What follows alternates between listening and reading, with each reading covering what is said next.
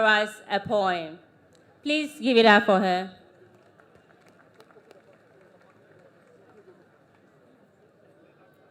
Distinguished ladies and gentlemen, we do not just welcome a man, we welcome a legacy, a son of the soil, a symbol of hope, a leader whose journey is not those of service. But in the secret annals of our nation's history, 3 Johns rise above the rest. There was Jerry John Rawlings, the fierce patriot who brought us stability in a new democratic dawn. John Ajay Kumpufo, the gentle giant. There was John Evans Atta Mills, the man of peace, humility, and wisdom. And then came John Dramani Mahama, the miracle of our time. He is the John who rose from the humble office of assemblyman, elevated by hard work and destiny to member of parliament, to deputy minister, to minister, then to vice president. And just when the world thought his journey had peaked, he became the president of the Republic of Ghana. Not once, but twice. Who is like John Dramani Mahama, the only man in Ghana's fourth republic, who, after serving as president, stood with courage, returned with grace, and reclaimed the mandates of the people to serve again? He is not just a politician, he is a phenomenon. Mr. President, Alhamdulillah, for the grace of God has certainly enveloped your life. The first ever former president who has been re-elected as president. Your caliber is few in this world. Under his leadership, we saw the transformation of the Tamale Airport into an international gateway, connecting the north to the world. You brought us the e-block schools, expanding access to education for thousands of children. You gave us the Ghana gas infrastructure, providing energy to power industries and light homes. Under you, we witnessed massive road construction from the north to the south, from east to west, bridging communities, building future. And through it all, you have carried yourself with dignity, humility, and a much statesmanship. Mr. President, but how did you excel in your leadership role? Aside from your role as the leader of Ghana or motherland, Mr. President, you have demonstrated a significant influence in managing the economy, particularly with regard to the US dollar since you came to office. Your wide recognition and goodwill has earned you multiple names. The elderly call you John Mahama, the youth call you JM, retired women call you Ladina Flower, others call you Mahama Bole, Ghanaians call you the nation builder. But on this very occasion, your newest name is President Mahama Ganasco. Tamaskans, don't be pained. You are not our level. President Mahama, Anyeye, President Mahama, Tidini, President of all the Johns, it is John Dramani Mahama who stands tallest, not just in height, but in vision, not just in words, but in deeds, not just in promise, but in legacy. All dignitaries and fellow students, let us rise to honor our hero. His return is a march toward a renewed hope for Ghana. Because when John leads, Ghana rises. Welcome home, Your Excellency President John Dramani Mahama. Our John, our pride, our president.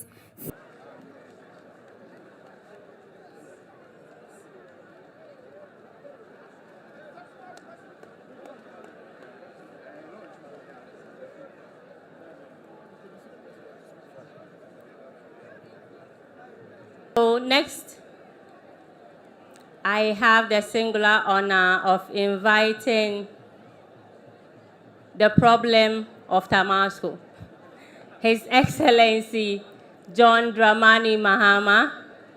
I call him Semenshia, Ghana Semenshia. Ladies and gentlemen, let's give it up for Oga John Dramani Mahama.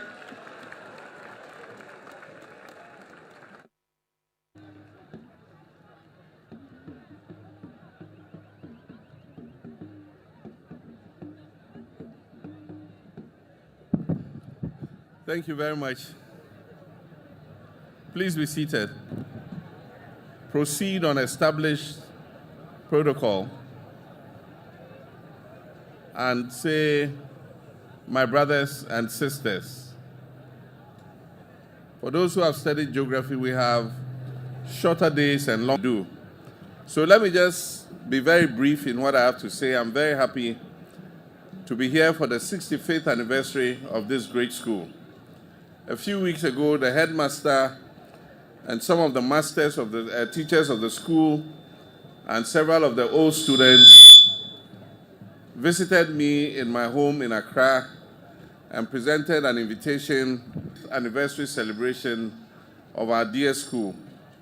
This morning, we had to go and join our executive secretary, Dr. Callistus Mahama, at the funeral of his mother in Salaga. And that's why we arrived a bit late, and that's why we are pressed for time. But I'll just say a few words to mark the 65th anniversary. I arrived at the gates of Ghanasco in 1971, having finished Achimota Primary. I came a bit disappointed because I had wanted to join my colleagues and my friends that I had made in primary school in continuing to Achimota. And then when my dad decided that we should come to school in the north, my desire was to join my brothers in Tamasco because my brother Peter and Alfred had taken the lead into Tamasco. But unfortunately, that was their loss.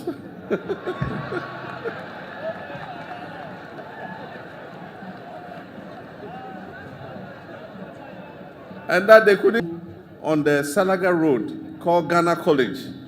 Go and try there. If you go quickly, you might get a space for your son. And so I came here very little. And the headmaster was Mr. Ajete or something. Those of you who are my age group. Mr. Ofori. The headmaster was Mr. Ofori. And so they made me sit downstairs in the common room, teacher's common room. My father went up and went and spoke to Mr. Ofori. I was hoping that Ofori too will reject and then say, okay, then you have to go back to Accra to Achimota. Mr. Ofori came down with my father smiling and said, young man, we have a space for you.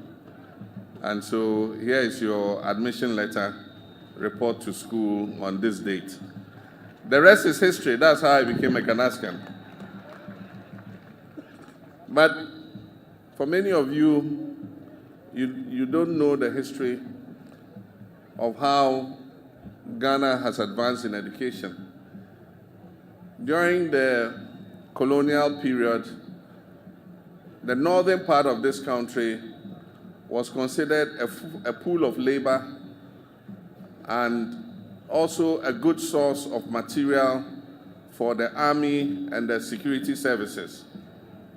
And so the colonial government deliberately restricted the number of schools in the north because it said if all northerners go to school, they won't have enough labor to work in the mines and the cocoa farms. And so it happened that by the time Ghana gained independence, the north had the fewest secondary schools in the whole of Ghana. And it was not only in the north, there were parts of the south that also did not have access to secondary education. So our visionary first president, Dr. Kwame Nkrumah, established what he called the Ghana Education Trust Schools. And if you see those schools, you will notice that the architecture is all the same wherever you go. They have the same blocks, science block, administration block. Their blocks are all the same. And so he established the Ghana Education Trust Schools. And among the schools that were built all over the country, the initial number were about 37 secondary schools at once were built. And Ghana Secondary. And I arrived here in 1971, so it means that the school was only 11 years old when I entered its doors. And when I came, I was posted to Cabral House. Become Cabral House prefect. And so we spent 5 lovely years in Ghanasco. Now, at that time, Ghanasco didn't have a sixth form. We had only O-level. And so our brilliant students, when they completed Ghanasco, used to be poached and sent to Tamasco to go and continue their A-level education. It was a headmaster of blessed memory, Alhaji B. Ovation, who established the sixth form. And when he said he was going to establish a sixth form for Ghanasco, nobody thought it was possible. He expanded the laboratories from 5. We didn't know, but lo and behold, Alhaji B. Ovation went to Accra, and all his students who had completed from 5 and took all our sixth form cards, much to the annoyance of some. Some wanted to go to Mfansipim, some wanted to go to some big names, sixth form schools. He collected all our forms and brought all of us to Ghanasco. And that is how myself, Dr. Alassane Yakubu, Asaga, and so many of our colleagues ended up doing our sixth form here in Ghanasco. So Ghanasco is a great school. We have 76 and we have 78. But the 76-year group, I shout out to all of you. Are you here? Beatrice Opoku and all of them, Margaret Dua, and so many others, too many to mention. I want to thank you very much. You've already been told that Ghanasco has produced great leaders. At one of the times when I was deputy minister and minister, and even when we were in opposition after the year 2000, Ghanasco was a secondary school that had the largest caucus in Ghana's parliament.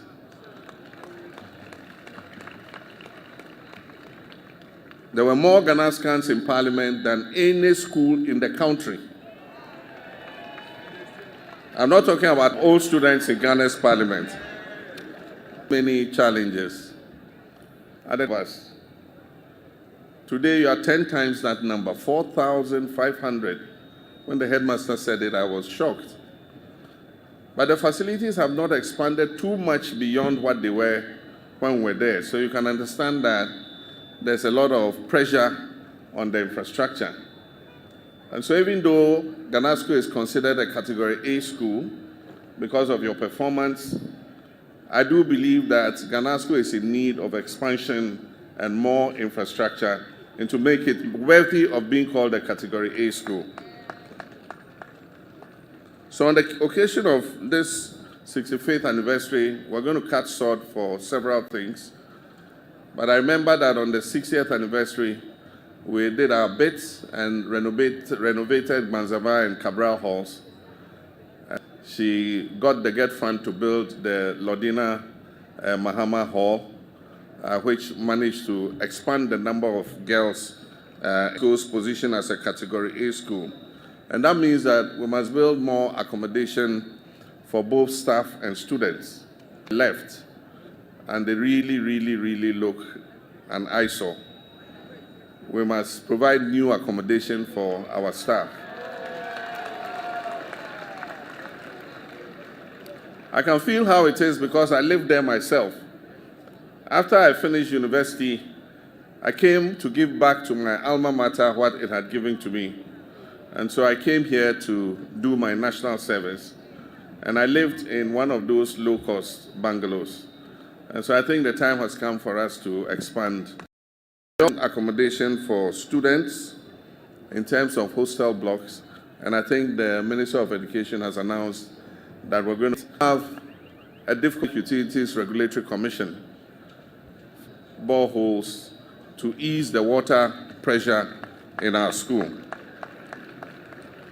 But I want to assure you that, and so we're going to create a new pumping station. Tamale has always relied on Dalong for water, and so the water is pumped from Dalong through Kumbungu all the way to Tamale.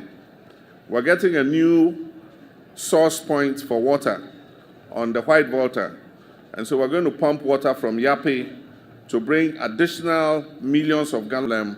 Will be a thing of the past. And there were some significant highlights for our secondary schools especially. Ghana has gone through several transitions when it comes to secondary education. As I said, when we were in school, we had O-level and A-level, and then later that was changed to junior high school and senior high school, and then eventually free SHS was brought in, and so there have been various transformations have dedicated funding. And so our headmasters, like Headmaster Douglas and his staff, were always frustrated because the money to run the schools always came late. And so they had to turn into beggars to go around begging for food for children. And I remember in May past now. Now, because of the dedicated funding for free SHS, we're able to release the money to the schools and to the buffer stock company on time so that children can be coming up with is to try and resolve the problem of the school placement system. The school placement system has run into problems because schools are categorized in 3 categories. One is category A, the second is category B, and the third is category C. About half of the student population in secondary school improved the infrastructure in category C and category B so that everywhere, every school will be a category A school. That is how it should be. And so, as the finance minister said in the budget, we're going to do STEM laboratories for them so that we can expand those category C schools to either category B or category A, in order that any school that any Ghanaian child gets, he will feel confident that he has a good chance of making it into tertiary education. We also we've identified 30 of the E-block space in secondary school for our children. But we are here for Ghanasco. And as was said by the minister, next year we are provisioning for Ghanasco a new dormitory block for boys and a new science laboratory, upgrading your science laboratories. And then the best one, a 5,000-seater laboratory, auditorium, one of the biggest. Ghanasco will be one of the schools to embrace it. And that is a policy where secondary schools will. So when we have the farm, you have to be volunteering to go and feed the chickens and the sheep and goats in your food. And so we'll select Ghanasco as one of the early ones to participate in this program. So on occasion of the 65th anniversary, I wish to thank you, myself and Lordina. And for many of you, I came back to do national service, and at the time, Lordina was in Form 4. I know the girls like to hear this story. And so I taught her for my national service year, and then she finished Ghanasco and went and became a teacher in Banvin Primary. And so when I came back and I met her again, she had finished school, and of course I was also a very young, handsome man. And so, ears fit you too much. Thank you, God bless you.